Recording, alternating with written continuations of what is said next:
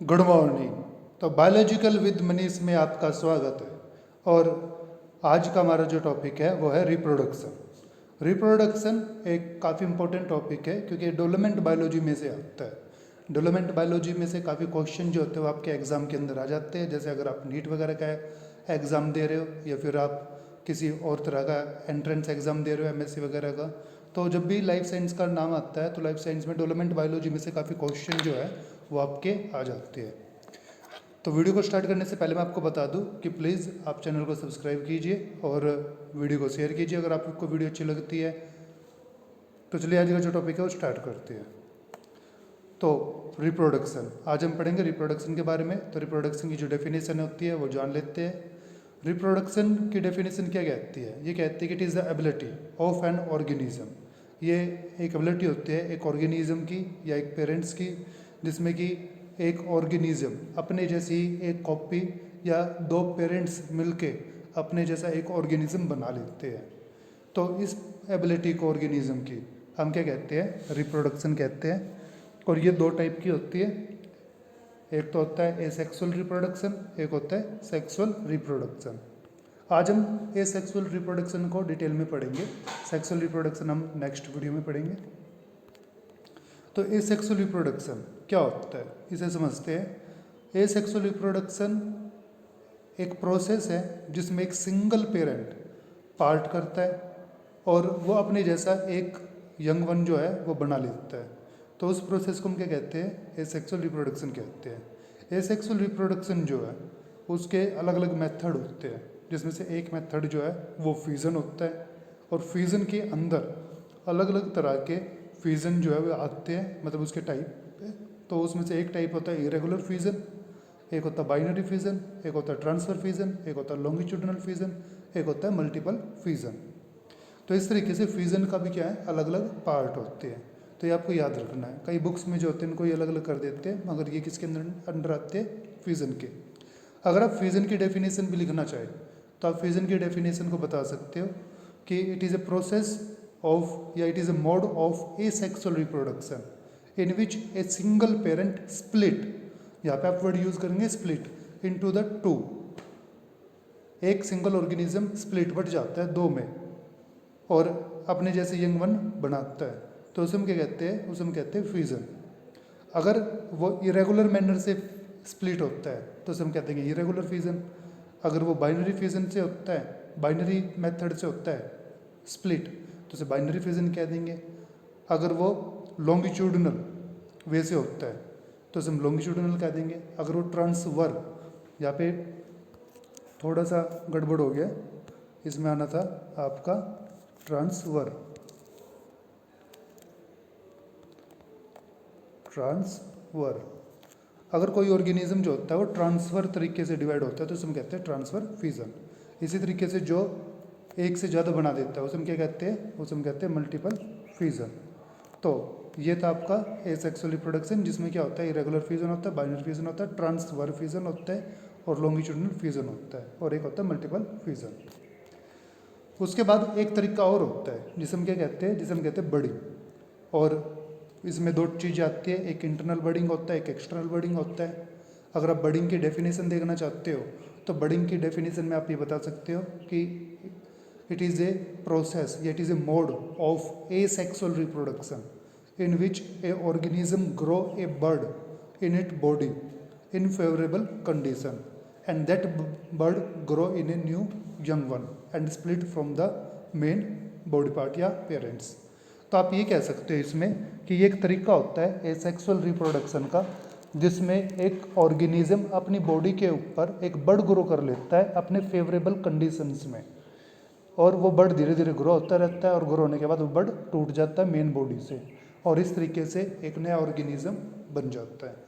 तो ये दो तरह के होते हैं, एक होता है इंटरनल बड और एक होता है एक्सटर्नल बडिंग। इसके बाद और भी कई तरीके होते हैं सेक्सुअल रिप्रोडक्शन के, जिसमें से एक है फ्रेगमेंटेशन होता है, एक प्लाज्मोटोमी है, एक स्पोर फॉर्मेशन होता है, एक वेजिटेटिव प्रोपेगेशन होता है, और एक और होता है जिसे हम लास्ट में पढ़ेंगे वो है माइक्रो प्रोपेगेशन। तो चलिए फ्यूज़न से स्टार्ट करते हैं, अब इसको समझना। तो फ्यूज़न जो है, जैसे कि हमने आपको बताया था कि जिसमें क्या होता है, एक ऑर्गेनिज्म होता है। जैसे कि ये क्या है, एक ऑर्गेनिज्म है। ये एक ऑर्गेनिज्म आगे चलता चलता क्या हो जाएगा, स्प्लिट हो जाएगा दो में। तो फ्यूजन ये होता है कि एक ऑर्गेनिज्म क्या हो जाता है, स्प्लिट हो जाता है। अब वो स्प्लिट किस तरीके से हो रहा है आपको ये देखना है, और उसकी बॉडी कैसी है। अगर उसकी बॉडी जो है वो इरेगुलर है और वो बाइनरी से हो रहा है तो उसे हम कह देते हैं इरेगुलरी बाइनरी फ्यूजन। यहाँ पे आप देख रहे हो कि वो कैसे हो रहा है, एक बाइनरी तरीके से जो है वो अलग हो रहा है, और दोनों जो बॉडी बन रही है वो एक दूसरे के क्या है, एक दूसरे को सुपर इम्पोज कर सकती है। तो इस तरीके से हम कहते हैं कि ये क्या है, ये मेथड है जिसे हम कहते हैं इरेगुलर बाइनरी फ्यूजन। अब नेक्स्ट देख लेते, यहाँ पे आप देखेंगे ये है बाइनरी फ्यूजन। बाइनरी फ्यूजन जो है वो बैक्टीरिया के अंदर होता है। आपको क्या करना है, आपको एग्जाम्पल याद करनी है। अगर आप 10th क्लास के स्टूडेंट हैं तो भी आप ये टॉपिक पढ़ेंगे, अगर आप 12th क्लास के स्टूडेंट हैं तो भी आप इस टॉपिक को पढ़ेंगे। मगर 10th और 12th में थोड़ा सा डिफरेंस है। डिफरेंस ये है कि अगर आप 10th क्लास के स्टूडेंट हैं तो आपको डायग्राम जैसे बना रखा है ऐसे आपको डायग्राम अच्छी तरीके से बनाना आना चाहिए। दूसरा, आपको मैकेनिज्म पता होना चाहिए। तीसरा, आपको डेफिनेशन भी इसकी पता होनी चाहिए। और चौथा, इसका एग्जाम्पल आपको पता होना चाहिए। अगर आप 12th क्लास के स्टूडेंट हैं तो आप ध्यान रखिए कि आपके लेवल के अकॉर्डिंग इसमें से कोई क्वेश्चन नहीं आता। अगर क्वेश्चन आता भी है तो वो क्वेश्चन क्या होता है कि आपसे ज़्यादा वो क्या करेंगे, वो आपसे एग्जाम्पल पूछ लेंगे कि बताओ भाई बैक्टीरिया का एग्जाम्पल क्या है, या फिर बाइनरी फ्यूजन जो होता है उसका एग्जाम्पल क्या होगा। तो इस तरीके से अलग अलग एग्जाम्पल जो है वो आपको दे देंगे। तो आपका मेनली काम है जितने ज़्यादा आप एग्जाम्पल याद कर सकते हो वो एग्जाम्पल आप याद कीजिए। और अगर आप नीट वगैरह की तैयारी कर रहे हो तो आपके लिए 100% हो जाता है कि आप एग्जाम्पल याद करें। अब देखिए इसे समझते हैं। जैसे कि आपको डायग्राम में दिख ही रहा है कि ये क्या है, एक सेल है ऊपर। ये सेल आगे क्या हो रही है, इसमें न्यूक्लियस डिवाइड हो रहा है। न्यूक्लियस के डिवाइड होने के बाद ये साइटोप्लाज्म भी क्या होने लग गया, इसका डिवाइड होने लग गया। और एट लास्ट क्या हो गया, ये पूरी तरीके से डिवाइड हो चुका है। तो इस तरीके से क्या होता है, एक बैक्टीरिया अपने अंदर प्रेजेंट जो क्रोमेटिन होता है उसको डुप्लीकेट कर लेता है, और धीरे धीरे उसकी सेल भी क्या हो जाती है, डुप्लीकेट हो जाती है। और इस तरीके से वो बटने के बाद नए यंग सेल्स जो होता है वो बना देता है। तो ये भी क्या है, एक तरीका है, इसको हम कहते हैं बाइनरी फ्यूजन। अब जैसे कि आप ऊपर देख रहे हो, ये डायग्राम देख रहे हो, ये ऊपर वाला तो अमीबा का है जो हम पढ़ चुके हैं। अभी बीच वाला जो डायग्राम है इसको देखते हैं। ये है आपका लॉन्गिट्यूडिनल फ्यूजन इन यूग्लिना।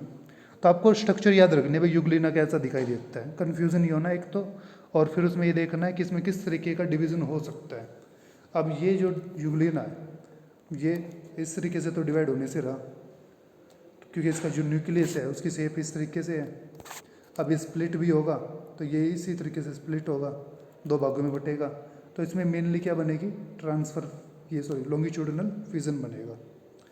तो आपको क्या याद करना है, आपको याद रखना है कि ये यूग्लिना के अंदर क्या होता है, लॉन्गिट्यूडिनल फ्यूजन होता है। तो इसका एग्जाम्पल जो है, उसके बाद है थर्ड सी, इसे देखते हैं। ये है पैरामीशियम। पैरामीशियम को आपको याद रखना है। पैरामीशियम में ये छोटे छोटे हेयर लाइक स्ट्रक्चर जो आप देख रहे हो, ये क्या है, ये सिलिया होती है। इसके अंदर क्या प्रेजेंट होता है, न्यूक्लियस होता है। एक्चुअल में इसके अंदर दो न्यूक्लियस जो प्रेजेंट होते हैं, एक वेजिटेटिव होता है, एक जर्मिनेटिव होता है। कई बार इस पर भी क्वेश्चन आ जाता है कि कौन सा जो होता है रिप्रोडक्शन में भाग लेता है और कौन सा रिप्रोडक्शन में भाग नहीं लेता। तो याद रखना, जो वेजिटेटिव होता है वो रिप्रोडक्शन में भाग नहीं लेते, जो जर्मिनेटिव होता है वो रिप्रोडक्शन में भाग लेता है। तो जिस चीज़ के आगे जर्मिनेटिव और वेजिटेटिव लग जाए तो उसको आप इस तरीके से डिफ्रेंशिएट कर सकते हो। जैसे जर्मिनेटिव न्यूक्लियस, वो न्यूक्लियस होगी जो रिप्रोडक्शन में भाग लेगा। वेजिटेटिव न्यूक्लियस जो भाग ना ले। जर्मिनेटिव सेल, वे सेल जो रिप्रोडक्शन में भाग ले। वेजिटेटिव सेल्स जो रिप्रोडक्शन में भाग ना ले। तो इस तरीके से आप वर्ड से उसे ईजिली आइडेंटिफाई कर सकते हो, इनके मीनिंग आपको याद रखने हैं। तो इसमें क्या हो रहा है, इसमें ट्रांसफर फ्यूजन, ये पैरामीशियम है। पैरामीशियम में दो न्यूक्लियस होते हैं। तो इसमें से इसका जो जर्मिनेटिव न्यूक्लियस है वो क्या करेगा, एलोंगेटेड करेगा, और उसके बाद वो बट जाएगा, और बटने के बाद क्या हो जाएगी, सेल स्प्लिट हो जाएगी, और स्प्लिट होने के बाद दो नए पैरामीशियम जो होते हैं वो बन जाएंगे। तो ये था आपके पास लॉन्गिट्यूडिनल फ्यूजन और ट्रांसफर फ्यूजन। अब बात करते हैं सबसे इम्पोर्टेंट फ्यूजन की। और ये सबसे इम्पोर्टेंट फ्यूजन जो है ये दूसरों से अलग भी होता है, इस पर भी डिस्कस करेंगे, मगर पहले इसको समझ लेते हैं कि आइए देखिए। ये है आपके पास मल्टीपल फ्यूजन। मल्टीपल फ्यूजन में एग्जाम्पल एक तो बहुत इंपॉर्टेंट है जो याद रखना है, ये है प्लाज्मोडियम। और भी कई ऑर्गेनिज्म में जो होता है मल्टीपल फ्यूजन होते हैं, मगर ये इंपॉर्टेंट इसलिए है क्योंकि मलेरिया डिजीज़ भी जो होती है इसी के कारण होती है, तो इसको कई जगह पूछ लेते हैं। इसकी सेल होती है, इस सेल के अंदर क्या होता है, एक न्यूक्लियस होता है, एक सिंगल सेल होती है और उसके अंदर एक न्यूक्लियस होता है। इसका न्यूक्लियस अभी करेगा क्या, पहले ही सुन लीजिए। ये सेल जब मॉस्किटो के द्वारा, प्लाज्मोडियम जब मॉस्किटो के द्वारा आपके ब्लड के अंदर ट्रांसफ़र कर दिया जाएगा, तो ये आपके ब्लड के अंदर ट्रैवल करता रहेगा और करने के बाद 15 से 20 मिनट के बाद ये आपके लीवर सेल्स में जाके बैठ जाएगा। और लीवर सेल्स में जाने के बाद ये लीवर सेल्स के अंदर क्या कर जाएगा, इंसर्ट कर जाएगा। और इंसर्ट करने के बाद वहाँ पे पड़ा हुआ अपने न्यूक्लियस को क्या करेगा, डिवाइड करेगा। और न्यूक्लियस जो होता है वो 1 से 2, 2 से 3, 3 से 4 होते रहेंगे। धीरे धीरे न्यूक्लियस की संख्या सेल के अंदर बढ़ेगी और इस तरीके से सेल वहाँ पे क्या हो जाएगी, ब्रस्ट हो जाएगी। कुछ प्लाज्मोडियम उस लीवर सेल को डैमेज कर देंगे और कुछ वहाँ से निकल के दूसरी लीवर सेल्स पर अटैक कर देंगे। तो ये इस तरीके से हमारी बॉडी में क्या करता है, अफेक्ट भी करता है, हमारी लीवर सेल्स को अफेक्ट करता है। और यही इसका मैकेनिज्म बनता है सेक्सुअल रिप्रोडक्शन का, जिसमें ये एक सेल से क्या बना लेता है, मल्टीपल सेल बना लेता है। तो इसलिए ये क्या इंपॉर्टेंट है। दूसरा इंपॉर्टेंट इसलिए है क्योंकि आप अगर देखेंगे पीछे की जो स्लाइड थी जिसमें हमने बताया है कि इसमें क्या है, एक सेल है और एक सेल से क्या बन रहे हैं, सिर्फ 2 बन रहे हैं। और उसमें क्या बन रहा है, एक सेल से ज़्यादा बन रहे हैं। इसमें एक सेल में न्यूक्लियस के डिवाइड होने के बाद तुरंत बाद सेल क्या हुई है, डिवाइड हुई है, साइटोप्लाज्म के बाद डिवाइड हुआ है। मगर उसमें ऐसा नहीं था, उसमें क्या था, एक न्यूक्लियस के डिवाइड होने के बाद न्यूक्लियस फिर से डिवाइड होता है और उसके बाद फिर सेल जो होते हैं काफ़ी बाद में डिवाइड होती है। तो ये था आपके लिए मल्टीपल फ्यूजन। अब देखिए बडिंग पे आते हैं। हमने आपको एसेक्सुअल रिप्रोडक्शन करने का एक दूसरा मोड भी बताया था, तरीका भी बताया था, वो होता है बडिंग। बडिंग में हमने आपको बताया था कि एक ऑर्गेनिज्म है, उस ऑर्गेनिज्म में क्या होता है कि उसकी बॉडी पे कहीं पे भी एक बर्ड ग्रो करने लग जाता है।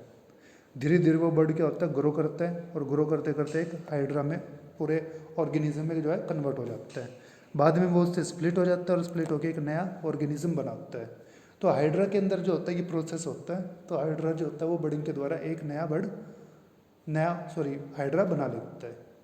मगर यहाँ पे समझने वाली बात आपके लिए ये है, आपको ध्यान रखना है कि ये बर्ड बॉडी के अंदर भी ग्रो कर सकता है और बॉडी के बाहर भी ग्रो कर सकता है। जब वो बॉडी के बाहर ग्रो करता है तो उसे हम कहते हैं एक्सटर्नल बॉडी, जैसे कि यहाँ पे लिखा हुआ है एक्सटर्नल बॉडी। जो हमने टाइप बताया था कि बडिंग के दो टाइप होते हैं, एक्सटर्नल और इंटरनल। तो ये एक्सटर्नल बॉडी। इंटरनल बडिंग जो होते हैं आप इसमें देखेंगे ये साइकोन है, SYCON, साइकोन। साइकोन के अंदर क्या होता है कि इसके अंदर इंटरनल बडिंग होती है। इसके अंदर इंटरनली क्या होगा, एक बर्ड ग्रो कर जाएगा। धीरे धीरे वो बर्ड क्या होगा, बड़ा होगा। फिर एक टाइम ऐसा आएगा कि वो बर्ड यहाँ पे टूट जाएगा, अलग हो जाएगा और अलग होके बॉडी से क्या जाएगा बाहर, और बाहर आके फिर वो एक और अपने आप को ग्रो करके एक नया साइकोन टाइप में बन जाएगा। तो ये होती है इंटरनल बडिंग। बस फ़र्क इतना है कि उसमें बर्ड क्या करेगा, बाहर की तरफ ग्रो करेगा और इसमें बर्ड अंदर की तरफ ग्रो करेगा। अब एसेक्सुअल रिप्रोडक्शन का एक और तरीका होता है जिसे हम कहते हैं फ्रेगमेंटेशन। और इसमें एग्जांपल आपको याद रखना प्लेनेरिया का, काफ़ी इंपॉर्टेंट और काफ़ी कॉमन एग्जांपल है। होता है क्या है कि प्लेनेरिया की बॉडी को जब आप डिवाइड कर देते हो तो डिवाइड करने के बाद वो स्प्लिट हो चुकी है अलग अलग पार्ट में। तो इसका एक पार्ट अपनी नीचे की बॉडी को क्या करेगा, पूरी तरीके से बना लेगा। जो बीच वाला पार्ट था ये अपने अपर और लोअर पार्ट पोर्शन को क्या कर लेगा, बना लेगा। इसी तरीके से जो लोअर पोर्शन था वो अपने ऊपर वाले पोर्शन को बना लेगा। तो इस तरीके से फ्रेगमेंटेशन में क्या होता है, जितने भी आप बॉडी के पार्ट करते हो, फ्रेगमेंट करते हो, वे फ्रेगमेंट अपने आप को क्या कर लेते हैं, नए ऑर्गेनिज्म में डेवलप कर लेते हैं। तो ये होते हैं फ्रेगमेंटेशन। इसके बाद है प्लाज्मोटोमी। आपके लिए नई है, अगर आप 10th क्लास में पढ़ रहे हैं तो, या 12th में पढ़ रहे हैं तो। प्लाज्मोटोमी में क्या होता है और इसको क्यों देते हैं, इसको कन्फ्यूज़न करने के लिए दिया जाता है मोस्टली। तो अब इसमें क्या होता है कि इसमें जो सेल आप लेंगे, जो स्प्लिट होगी, उसके अंदर एक से ज़्यादा क्या प्रेजेंट होते हैं, उसके अंदर एक से ज़्यादा न्यूक्लियस प्रेजेंट होते हैं, वो मल्टी न्यूक्लियस होते हैं। जैसे आप देख रहे हो ये एक सेल है और इसके अंदर ये ब्लैक डॉट डॉट क्या है, एक से ज़्यादा न्यूक्लियस इसमें प्रेजेंट है, मल्टी न्यूक्लिएटेड है। जब ये डिवाइड करेगी तो 2 बनाएगी, तो दो जो ये बनेंगे इनके अंदर भी एक से ज़्यादा क्या हो गए, न्यूक्लियस प्रेजेंट हो गया। तो ये इस तरीके से अलग है। वैसे क्या हो रहा था कि एक सेल है, उसके अंदर दो न्यूक्लियस बने और डिवाइड हो गए, उसने एक एक न्यूक्लियस वाली सेल बना ली। मगर यहाँ पे ऐसा नहीं है, यहाँ पे क्या हो रहा है कि ये जो है मल्टी न्यूक्लियस है खुद भी, और डॉटर सेल्स भी कैसी बन रही है, मल्टी न्यूक्लियस बन रही है इनकी। तो ये था प्लाज्मोटोमी। इसके बाद आ जाते हैं स्पोर पर। स्पोर आपको जानना जरूरी है और इसमें एक डिफ्रेंशिएट करना है आपको समझने के लिए। और वो क्या होता है, वो होता है गैमिट का और स्पोर और सीड। इसमें कई बार स्टूडेंट जो है वो कंफ्यूज हो जाते हैं, ठीक है, क्योंकि इनकी प्रॉपर्टी लगभग सेम होती है, तो इसमें कंफ्यूजन हो जाती है। तो वो कंफ्यूजन से जो है आपको बचना है। स्पोर को समझते हैं पहले क्या होता है। स्पोर क्या होगा, एक ऑर्गेनिज्म पे बनने वाला एक सेल है जो बनने के बाद उस ऑर्गेनिज्म से निकलेगा और जहाँ पे भी पड़ेगा, अगर उसको वहाँ पे फेवरेबल कंडीशन मिलती है तो वो उस जैसा ही एक और जो है वो ग्रो कर देगा। ये होता है स्पोर। स्पोर सेल्स डिप्लॉयड होती है। गैमिट क्या होता है, गैमिट ऑर्गेनिजम्स में बनने वाली सेल्स होती है जो कि हैप्लॉइड होती है। ये सेक्सुअल रिप्रोडक्शन के दौरान जो है बनती है ऑर्गेनिज्म में, और दो हैप्लॉइड के जुड़ने से एक सेल बनती है जिसे हम कहते हैं डिप्लॉइड। सीड जो होता है वो गैमिट्स के फर्टिलाइजेशन का ही रिजल्ट होता है। तो ये बात आपको यहाँ पे याद रखनी है। एक मिनट, अब इसे समझ लेते हैं। तो जैसे कि आपने स्पोर को जो है वो समझ लिया कि स्पोर क्या होता है। तो देखिए यहाँ पे ये दिखा रहा है आपको जूओस्पोर। फंगस है, जैसे फंगस की बॉडी होगी, इस फंगस की बॉडी पे एक ऑर्गन प्रेजेंट है, ये ऊपर वाला, इसको कहते हैं स्पोरेंगिया, जूओस्पोरेंगिया इसका नाम दे दिया हमने, जूओस्पोरेंगिया। इसमें क्या बनेंगी, छोटे छोटे स्पोर बनेंगे, दाने बनेंगे, सेल्स बनेंगे। ये सेल्स जो होते हैं बाहर आके पड़ेंगे, जहाँ पे भी पड़ेंगे वहाँ पे अगर फेवरेबल कंडीशन बनती है तो इस जैसा ही एक और जो है वो ग्रो कर देंगे फंगस। तो इसमें जब आप डायग्राम को देख रहे हो तो आप एक चीज़ कॉमन पाएंगे कि ये जो स्पोरिंगिया था, ये स्पोरिंगिया क्या है, कॉमन है हर एक के अंदर। देखिए यहाँ पे ये स्पोरिंगिया है, यहाँ पे स्पोरिंगिया है, यहाँ पे स्पोरिंगिया है, यहाँ पे स्पोरिंगिया है, यहाँ पे स्पोरिंगिया है, यहाँ पे स्पोरिंगिया है। बस फ़र्क क्या है कि स्पोरिंगिया की जो शेप है और उसकी जो पोजीशन है वो हर एक फंगस के अंदर अलग अलग है।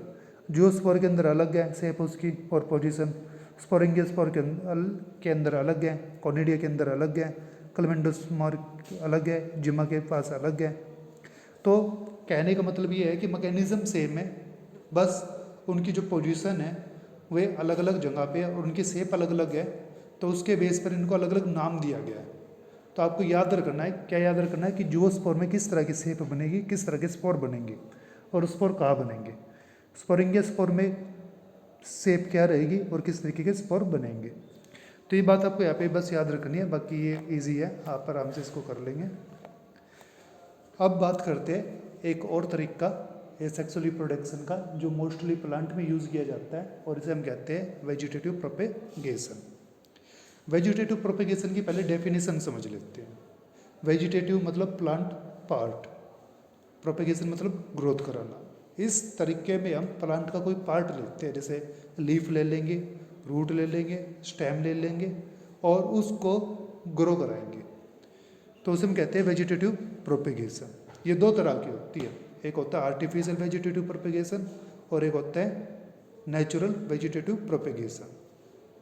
तो पहले आपको आर्टिफिशियल जो होता है ना वो समझाते हैं, वो आप इजीली समझ लेंगे, फिर आपको जो है नेचुरल भी अच्छी तरीके से समझ में आएगा।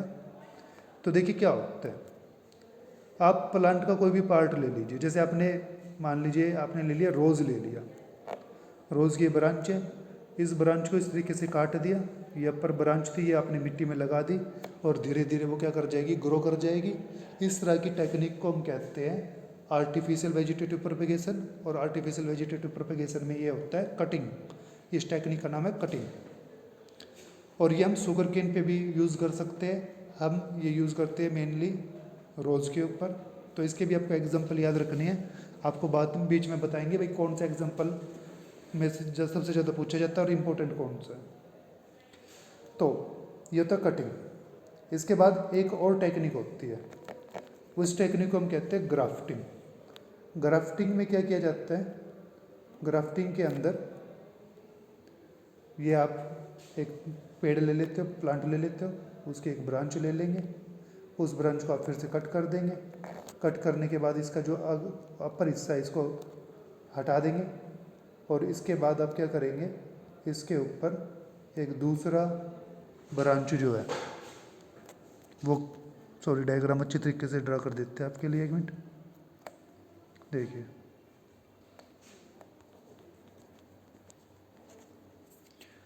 डायग्राम के ऊपर ड्रा कर लेते हैं, फिर आपको समझ में आएगा। जैसे देखिए ये थी हमारे पास ब्रांच, दिख रही है आपको, ये इसको हमने ऐसे कट कर दिया, ठीक है। कट करने के बाद क्या होगा, ये जो पोर्शन था ये डिल हट गया, मतलब ये इतना ही बचा, इतना।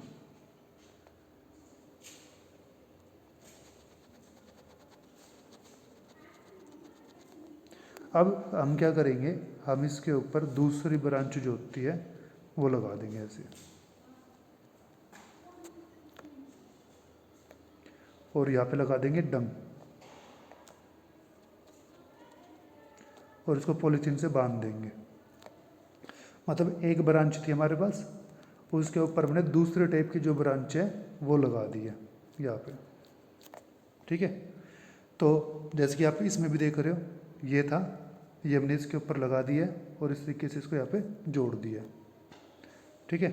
तो इसको कहते हैं हम ग्राफ्टिंग।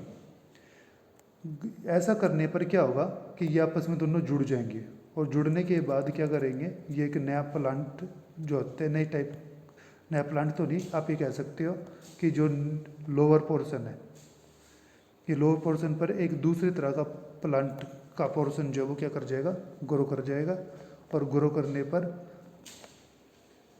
वो वैसे ही फल फ्रूट देगा जैसे आपने ब्रांच उसके ऊपर लगाई थी। तो इस टेक्निक को हम कहते हैं ग्राफ्टिंग। अब क्वेश्चन ये होता है कि आप किस पे अप्लाई कर सकते हो। तो अप्लाई आप उस पे कर सकते हो जो क्लोज फैमिली के हैं, जिनके करेक्टर जो है ज़्यादातर सेम होते हैं। जैसे लेमन है, ये मौसम्बी होता है, ऑरेंज होता है। अगर आप इनको आपस में लगाएंगे तो इनकी ब्रांचेस ईजिली क्या हो जाएगी, एक दूसरे को एक्सेप्ट करेगी, और एक्सेप्ट करने के बाद जुड़ जाएगी। इसके बाद एक और टेक्निक होती है जिसे हम क्या कहते हैं, लेयरिंग। लेयरिंग में क्या किया जाता है, जैसे कि आपको डायग्राम दिख रहा है, ये है लेयरिंग का। इस लेयरिंग में हम जो ब्रांच है इसको थोड़ा सा छील लेते हैं ऐसे, और छीलने के बाद यहाँ पे इसको डंग लगाकर छोड़ देते हैं। डंग लगाने से क्या होगा, डंग लगाने से ये होगा कि इस पोर्शन से रूट्स ग्रो कर जाएगी इस डंग के अंदर। फिर इस ब्रांच को हम यहाँ से कट कर लेंगे, कट करने के बाद इसको ज़मीन में लगा देंगे। तो ये होती है लेयरिंग। लेयरिंग, ठीक है। तो ये थी आपके पास 3 टेक्निक जिसमें हमने पढ़ा, कटिंग, ग्राफ्टिंग और लेयरिंग। ये था आर्टिफिशियल वेजिटेटिव प्रोपेगेशन में। अब से ऐसा ही हम क्या करते हैं, ऐसा ही कुछ हम करते हैं यहाँ पे। ये होता है जिंजर, ये स्वीट पोटैटो हो गया, और ये हो गया लीफ। नेचुरल वेजिटेटिव प्रोपेगेशन जो है वो लीफ के अंदर किया जा सकता है, वो स्टेम के अंदर किया जा सकता है, और वो रूट के अंदर किया जा सकता है। इसमें लीफ वाला जो है वो काफ़ी इंपॉर्टेंट है, और ये आपको ध्यान रखना है, ये पेपर में आ जाता है कई बार। तो इसका एग्जांपल जो है ब्रायोफाइटा, ये आपको याद रखना है। ब्रायोफाइटा जो होते हैं, ठीक है, वो क्या करते हैं, उसके लीफ के ऊपर नोड्स प्रेजेंट होती है। वे नोड्स अपने अंदर मेरिस्टेमेटिक सेल्स कंसिस्ट करते हैं, और मेरिस्टेमेटिक सेल्स जब मिट्टी के कांटेक्ट में आएंगे तो वे क्या कर लेंगे, रूट्स ग्रो कर लेते हैं वहाँ पे। क्योंकि मेरिस्टेमेटिक सेल्स की प्रॉपर्टी होती है कि they can differentiate, way easily differentiate कर सकते हैं और नई तरह के सेल बना सकते हैं। तो आगे चलते हैं। अब देखिए ये है टिश्यू कल्चरिंग। टिश्यू कल्चरिंग जिसे हम कह रहे थे माइक्रो प्रोपेगेशन। माइक्रो का मतलब होता है स्मॉल, प्रोपेगेट का मतलब ग्रोथ कराना। आप ऑर्गेनिज्म को ले सकते हो और ऑर्गेनिज्म को लेकर उसे ग्रो करा सकते हो, और हम ऑर्गेनिजम्स का आप स्मॉल पार्ट भी ले सकते हैं, सेल भी ले सकते हो, टिश्यू भी ले सकते हो, ऑर्गन भी ले सकते हैं। तो इसमें दिखा रखा है। इसे नेक्स्ट देखिए, इसमें भी दिखा रखा है। हम क्या करते हैं कि हमें जो सीड ग्रो कराना है, हमें जो सेल ग्रो करानी है, उसके लिए हम एक मीडिया जो है वो तैयार करते हैं। मीडिया मतलब एक तरह का सॉल्यूशन जो हम तैयार करते हैं, और इसको हम पेट्री प्लेट में या टेस्ट ट्यूब में डाल देते हैं, और उसके बाद उसके ऊपर क्या रख देते हैं, सीड डाल देते हैं, और इसको ऊपर से बंद कर देंगे कॉटन प्लग लगा के, और धीरे धीरे ये सीड इसमें क्या करेगा, ग्रो करता रहेगा और अपने लीफ रूट्स वगैरह जो है वो बना लेगा। ये जो हमने सॉल्यूशन लिया है, इस सॉल्यूशन के अंदर सभी इम्पोर्टेंट न्यूट्रिशनल प्रोडक्ट जो भी न्यूट्रिएंट है वे इसके अंदर मौजूद होते हैं। तो जो सीड को चाहिए, ये मीडिया जो होता है वो अलग अलग होता है, हर एक सेल की अलग अलग कंपोजिशन होती है, अलग अलग रिक्वायरमेंट होती है, तो उसके अकॉर्डिंग ये मीडिया भी क्या रहता है, अलग अलग रहता है। आप सीड ग्रो कर रहे हो तो अलग मीडिया होगा, सेल ग्रो कर रहे हो तो अलग मीडिया होगा, टिश्यू ग्रो कर रहे हो तो अलग मीडिया होगा। तो इस तरीके से मीडिया क्या रहता है, अलग अलग रहता है। और इस टेक्निक को हम क्या कहते हैं, टिश्यू कल्चरिंग कहते हैं। इसको आप टेस्ट ट्यूब में भी कर सकते हो, और इसको आप किस में कर सकते हो, इसको आप पेट्री प्लेट में भी कर सकते हो।